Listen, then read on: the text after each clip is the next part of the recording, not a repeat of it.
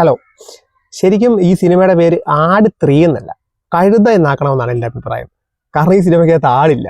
ഈ സിനിമയ്ക്കകത്ത് നമ്മുടെ ആടിൻ്റെ ഫസ്റ്റ് സെക്കൻഡിലെ ആടിൻ്റെ പേര് മാത്രമേ ഉള്ളൂ. ഈ സിനിമയ്ക്കകത്ത് ശരിക്കും ഉള്ളൊരു മൃഗം കഴുതയാണ്. അപ്പോൾ സിനിമയുടെ പേര് കഴുത എന്നാക്കണമെന്നാണ് എൻ്റെ അഭിപ്രായം. നല്ലപോലെ ഒന്ന് ചിരിക്കാൻ വേണ്ടിയിട്ട് നമ്മൾ വർഷങ്ങളായിട്ട് വെയിറ്റ് ചെയ്ത സിനിമയാണ് ആട് 3. നിങ്ങളെപ്പോലെ നമ്മളെല്ലാവരും കട്ട വെയിറ്റിംഗ് ആണ് സിനിമയ്ക്ക് വേണ്ടിയിട്ട്. ഇപ്പോൾ സിനിമ ഇറങ്ങുന്നുണ്ടെന്ന് അറിഞ്ഞ് അതിൻ്റെ തുടക്കത്തിൽ ഇൻ്റർവ്യൂ തൊട്ട് ഈ സിനിമ ബുക്ക് മൈ ഷോയിൽ എൻ്റെ ടിക്കറ്റ് വരുന്ന സമയത്ത് ഞങ്ങൾ നോക്കിയിരുന്ന് ഞങ്ങൾ ടിക്കറ്റ് ബുക്ക് ചെയ്ത് സിനിമ പോയി കാണുമായിരുന്നു. അപ്പോൾ ഈ സിനിമ നമ്മുടെ പ്രതീക്ഷയ്ക്കൊരു സിനിമ വന്നോ എന്ന് ചോദിച്ചാൽ ഒരു ഫ്രാഞ്ചൈസി സിനിമയാണല്ലോ ആട്. ഫസ്റ്റ് സെക്കൻഡ് ഇറങ്ങി, അത് ഫസ്റ്റ് ഫ്ലോപ്പ് ആയിരുന്നു, സെക്കൻഡ് നല്ല സക്സസ് ആയ സിനിമയാണ്. അപ്പോൾ തേർഡിലേക്ക് വരുമ്പോൾ നല്ല എക്സ്പെക്ടേഷൻ ഉണ്ടായിരുന്നു ഈ സിനിമ സക്സസ് ആക്കാനായിട്ട്. ഇപ്പം നമ്മൾ ആലോചിക്കുമ്പോൾ മേക്കേഴ്സിൻ്റെ സൈഡിൽ നിന്ന് ആലോചിക്കുമ്പോൾ സെക്കൻഡ് 1 ഹിറ്റ് ആയതുകൊണ്ട് ഈ തേർഡിലേക്ക് വരുമ്പോൾ നല്ല പ്രഷർ അവർക്ക് ഉണ്ടാകാനുള്ളൊരു സാധ്യതയുണ്ട്. അതിലൊക്കെ നിന്നിട്ട് അവർ നന്നായിട്ട് ഈ പടം വർക്ക് ചെയ്തെടുത്തിട്ടുണ്ടെന്നാണ് എൻ്റെ ഒരു അഭിപ്രായം. സിനിമ കാണാൻ പോയപ്പോൾ ഒരു ഇനീഷ്യൽ എക്സ്പീരിയൻസ് എന്താണെന്ന് ചോദിച്ചാൽ, ഞാൻ കോട്ടയത്തുള്ള തിയേറ്ററിലാണ് പോയത്. അപ്പോൾ അത്യാവശ്യം നല്ല ക്രൗഡ് വരുന്ന കോട്ടയം സെൻട്രൽ ടൗണിലെ അഭിലാഷ് എന്ന് പറയുന്ന തിയേറ്ററിലാണ് സിനിമ കാണാൻ വേണ്ടി പോയത്.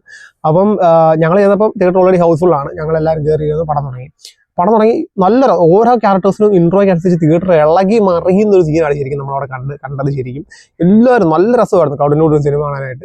എൻ്റെ ഒരു ഓവറോൾ അഭിപ്രായം എന്താണെന്ന് ചോദിച്ചാൽ, ഈ സിനിമയെ സംബന്ധിച്ചിടത്തോളം തുടക്കം, അതായത് പടത്തിന്റെ ഫസ്റ്റ് ഹാഫ് കഴിഞ്ഞിട്ട് പടത്തിന്റെ ക്ലൈമാക്സ് അടുക്കുന്ന സമയം വരെയൊക്കെ പടം കുറേ കാര്യങ്ങൾ, അതായത് അതിനകത്തൊരു വേൾഡ് ബിൽഡിംഗ് ഉണ്ട്. അതായത് ഈ സിനിമ 2 ടൈം ലൈൻ പറയുകയാണ്. നമ്മൾ പടം റിലീസ് മുമ്പ് തന്നെ നമ്മൾ അറിഞ്ഞിരുന്നു, ഇന്റർവ്യൂ വഴിയായിട്ടും പല രീതിയിൽ അറിഞ്ഞിട്ടുണ്ടായിരുന്നു. അപ്പോൾ അതുപോലെ തന്നെ ഈ വേൾഡ് ബിൽഡ് ചെയ്ത് വരാൻ വേണ്ടിയിട്ട് നല്ല സമയം എടുക്കുന്നുണ്ട് സിനിമയിൽ. അതായത് ഈ ഒരു 3 കാലഘട്ടത്തിലായിട്ടാണ് സിനിമ പറയുന്നത്. അപ്പം ഈ 3 കാലഘട്ടത്തിലെ കാര്യങ്ങൾ ഇത് ബ്ലെൻഡ് ചെയ്ത് വരാനായിട്ട് അവിടുത്തെ സ്റ്റോറി വേൾഡ് എന്താണ്, അവിടെ നടക്കുന്ന കാര്യങ്ങൾ എന്താണ്, ഈ ക്യാരക്ടേഴ്സൊക്കെ പഴയ ടൈം ലൈനിൽ അല്ലെങ്കിൽ വേറൊരു ടൈം ലൈനിൽ ആരൊക്കെയാണ്, അതൊക്കെ കാണിച്ച് ബിൽഡ് ചെയ്ത് വന്ന് ഓരോ ക്യാരക്ടേഴ്സിനെ ഇൻട്രൊഡ്യൂസ് ചെയ്ത് വരാനായിട്ട് സമയമെടുത്തു. ആ സമയം ശരിക്കും ഒരു പക്ഷേ അതിൻ്റെ ഇടയ്ക്ക് കുറച്ച് കോമഡിയൊക്കെ ബ്ലെൻഡ് ചെയ്താണ് ഈ സാധനങ്ങൾ അവർ കാണിക്കാൻ ശ്രമിച്ചെങ്കിലും ചില കാര്യങ്ങളൊന്നും വർക്കായില്ല. അതായത് ഇപ്പം ചില സ്ലാപ്സ്റ്റിക് ആയിട്ടുള്ള കോമഡീസ് ഒന്നും നമുക്ക് അങ്ങനെ ചിരിക്കുന്ന ഒരു സാധനങ്ങളല്ലായിരുന്നു. കൊള്ളാം എന്നുള്ളതല്ലാതെ അത്രയ്ക്കും നല്ല രസമായിട്ടൊന്നും ചിരിപ്പിക്കാൻ എനിക്കൊന്നും പേഴ്സണലി ഫീൽ ചെയ്യാത്തൊരു കാര്യമായിരുന്നു. അങ്ങനെ സിനിമ ഇങ്ങനെ മുന്നോട്ട് പോയി ഒരു എല്ലാ ക്യാരക്ടേഴ്സൊക്കെ ഇൻട്രൊഡ്യൂസ് ചെയ്ത് ഒരു സെന്റർ ഓഫ് കോൺഫ്ലിക്റ്റ് ആയി തന്നെ ഇൻട്രൊഡ്യൂസ് ചെയ്യുന്നുണ്ട് പടത്തിൽ. അതിലെ ആ സെന്റർ ഓഫ് കോൺഫ്ലിക്റ്റിനെ തേടി എല്ലാ ആടും പോലെ തന്നെ സെന്റർ ഓഫ് കോൺഫ്ലിക്റ്റ് ആയിട്ടുള്ള ഒരു സംഭവം, അല്ലെങ്കിൽ ഒരു വസ്തുവിന്റെ പുറകെ ആൾക്കാർ തിരക്കി വരുന്ന ഒരു ടൈമുണ്ട്. എല്ലാ ക്യാരക്ടേഴ്സും അതിലേക്ക് ഇന്നായി കഴിയുമ്പം പടം ഓണാവും ശരിക്കും. അപ്പോഴാണ് ശരിക്കും നമ്മൾ സെക്കൻഡിലും ഫസ്റ്റിലും കണ്ട ആടെന്ന ആ ശരിക്കുള്ള സിനിമ നമുക്ക് ഫീൽ ചെയ്യുന്ന അവിടം തൊട്ട് പടം രക്ഷയില്ല. ഇത് ബിൽഡ് ചെയ്തെടുത്ത് വരാനായിട്ട് കുറച്ച് സമയം എടുക്കും സിനിമയിൽ. അതൊരു ഫസ്റ്റ് ഹാഫ് കഴിഞ്ഞിട്ട് കുറച്ചുകൂടെ കഴിയുമ്പോഴാണ് ഈ ഒരു കോൺഫ്ലിക്റ്റ് ബ്ലെൻഡ് ചെയ്ത് എല്ലാ കഥാപാത്രങ്ങളും അതിലേക്ക് എത്തുന്നത്. ആ സമയത്ത് കഴിഞ്ഞാൽ പിന്നെ പടം അങ്ങോട്ട് ഓണാണ്. അവിടെ തൊട്ട് നമ്മൾ മിസ് ചെയ്തിരുന്ന ക്യാരക്ടേഴ്സ് കൃത്യമായിട്ട് പടത്തിൽ വരും. അവിടെ തൊട്ട് പരിപാടി തുടങ്ങുക പടം. എനിക്ക് ശരിക്കും അത് കഴിഞ്ഞാണ് പടം ശരിക്കും വർക്കായത്. അതോടുകൂടി എനിക്ക് പടം ഇഷ്ടപ്പെട്ടു. അതായത് ഈ സെക്കൻഡ് ഹാഫ് കഴിഞ്ഞിട്ട് ഈ മെയിൻ സീനിലേക്ക്, ഞാൻ ഈ പറഞ്ഞ സീനിലേക്ക് വന്നു കഴിഞ്ഞപ്പോൾ അതുവരെ ഉണ്ടായിരുന്ന എല്ലാ സാധനങ്ങളും മാറ്റിമറിച്ചിട്ട് പടം അടിപൊളി പടം എന്നുള്ള രീതിയിലേക്ക് ലാസ്റ്റ് നമ്മൾ എത്തിക്കും സിനിമ. അതാണ് ക്ലൈമാക്സിൽ പടം തകർക്കും. ക്ലൈമാക്സ് കൊണ്ട് നിർത്തിയേക്കുന്ന ഒരു രീതിയുണ്ട്. അതായത് ഇപ്പം മെയിനായിട്ടുള്ള 2 കഥാപാത്രങ്ങൾ വേറൊരു ടൈം ലൈനിലേക്ക് എത്തിപ്പെടുന്നിടത്താണ് ശരിക്കും അത് കോമഡിയാണ്. അവിടെ ഉണ്ടാകുന്ന ഒരു സംഭവം നിങ്ങൾ തിയേറ്ററിൽ കണ്ടാലേ നിങ്ങൾക്ക് അറിയത്തുള്ളൂ. അത് അവിടെ തൊട്ട് പടം രസമാണ്. ഇനി അടുത്ത പാട്ട് വരുമ്പം എനിക്ക് തോന്നുന്നു ഒരുപാട് നമുക്ക് പ്രതീക്ഷിക്കാൻ, ഒരുപാട് ചിരിക്കാനുള്ള സംഭവങ്ങൾ അതിനകത്ത് ഉണ്ടാകുമെന്ന് എനിക്ക് തോന്നുന്നുണ്ട്. ഈ പടത്തിൽ ഒരു ഹെലികോപ്റ്റർ ഷോട്ടുണ്ട്.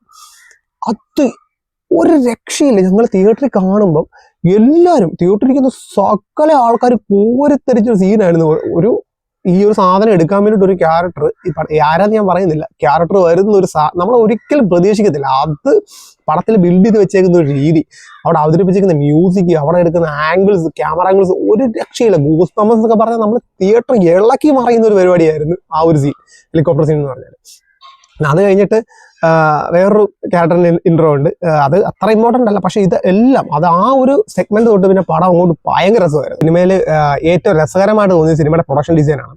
അതായത് ഞാൻ പറഞ്ഞ 2 ടൈം ലൈനുകളിൽ ഇവർ അത് സെറ്റ് ചെയ്തിരിക്കുന്ന രീതി, ആ സ്റ്റോറി വേൾഡ് ബിൽഡ് ചെയ്തിരിക്കുന്നത് ഭയങ്കര മിനിമലായിട്ടാണ് ചില ഏരിയകളൊക്കെ ബിൽഡ് ചെയ്തിരിക്കുന്നത്. പക്ഷെ അത് ഭയങ്കര രസമായിട്ട് നമുക്ക് ഫീൽ ചെയ്യും. അതായത് ആ ഒരു ക്യാരക്ടേഴ്സിന്റെ പഴയ കാലഘട്ടം ഈ കഥാപാത്രങ്ങളുടെ സ്വഭാവത്തിൽ നിന്നുകൊണ്ട് നമുക്കത് നല്ല രീതിയിൽ അവർ പ്രൊഡക്ഷൻ ഡിസൈനിൽ കൊണ്ടുവന്നിട്ടുണ്ട്. ആ ഒരു മൂഡ് സെറ്റ് ചെയ്യാനായിട്ട് സിനിമയ്ക്ക് നന്നായിട്ട് സാധിക്കുന്നുള്ളൊരു കാര്യമാണ്. പിന്നെ സെക്കൻഡ് ആയിട്ട് പറയേണ്ടത് ഈ പടത്തിന്റെ സ്ക്രീൻ പ്ലേ ആണ്.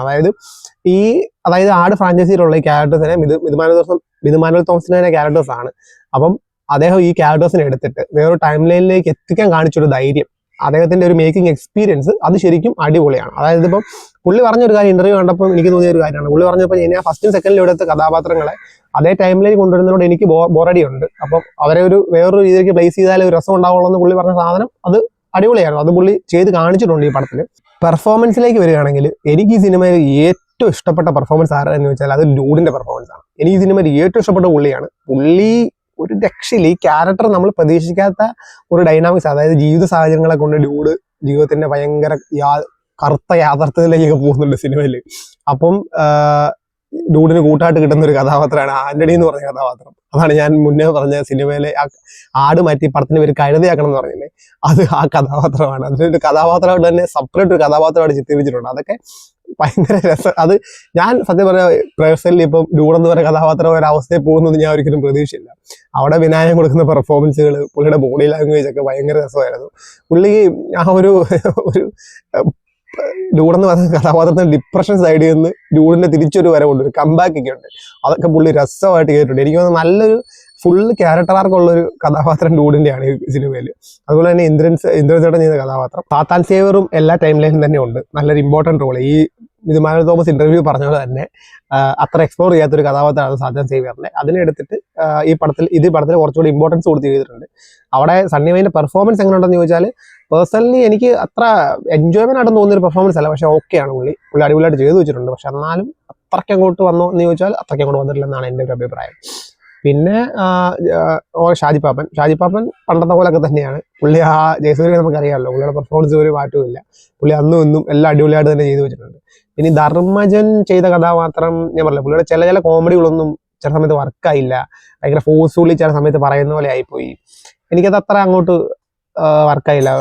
ധർമ്മജന്റെ പെർഫോമൻസ് അല്ല, പുള്ളിക്ക് കൊടുത്തേക്കുന്ന ക്യാരക്ടറിന്റെ രീതികളും പുള്ളിയുടെ പല സ്ലാപ്സി സാധനങ്ങളും ഒന്നും പേഴ്സണലി എനിക്ക് വർക്കാവാത്തൊരു ഏരിയ ആയിരുന്നു. എന്തായാലും ഈ ഫെസ്റ്റിവൽ സീസണിൽ നമുക്ക് ഉറപ്പായിട്ടും തിയേറ്ററിൽ പോയി കാണാൻ പറ്റുന്ന നല്ലൊരു പടമാണ് ആട്. ശരിക്കും ഈ വീക്കെൻഡിൽ പോയി കാണാൻ പറ്റുന്ന, നമ്മൾ പ്രതീക്ഷിച്ച, അതായത് നമ്മൾ സെക്കൻഡൊക്കെ കണ്ട് ഫസ്റ്റ് ഒക്കെ കണ്ട് നമ്മൾ പ്രതീക്ഷിച്ച ഒരു സാധനത്തിനൊത്ത് സിനിമയ്ക്ക് അത്യാവശ്യം വരാൻ പറ്റിയിട്ടുണ്ട്. എന്തായാലും നമ്മളെ മടുപ്പിക്കുന്ന ഒരു സിനിമയല്ല. നമ്മളല്ല ഫസ്റ്റ് ക്ലാസ്സിലെയൊക്കെ ചെറിയ പ്രശ്നങ്ങളൊക്കെ ഒഴിവാക്കി നിർത്തിയാൽ പടത്തിന്റെ കോർ പരിപാടിയിലേക്ക് വന്നു കഴിയുമ്പോൾ പടം ഓണാണ്. അവിടെ തൊട്ട് പടം ശരിക്കും നമ്മൾ എൻജോയ് ചെയ്യിപ്പിക്കും, നമ്മൾ ശരിക്കും ചിരിപ്പിക്കും. അടുത്ത പാട്ടിന് വേണ്ടി എന്തായാലും ഞാൻ എല്ലാവരും പോലെ ഞാനും നല്ല കട്ട വെയിറ്റിംഗ് ആണ് ശരിക്കും. അടുത്ത പാട്ടിനകത്താണ് ഇതിൽ കൂടുതൽ സംഭവങ്ങൾ നടക്കാൻ ഇനി ഉള്ളതെന്നാണ് എൻ്റെ ഒരു കാഴ്ചപ്പാട്. അവിടെ ശരിക്കും പടം തകർക്കാൻ എല്ലാ രീതിയിലും സാധ്യതയുണ്ട്.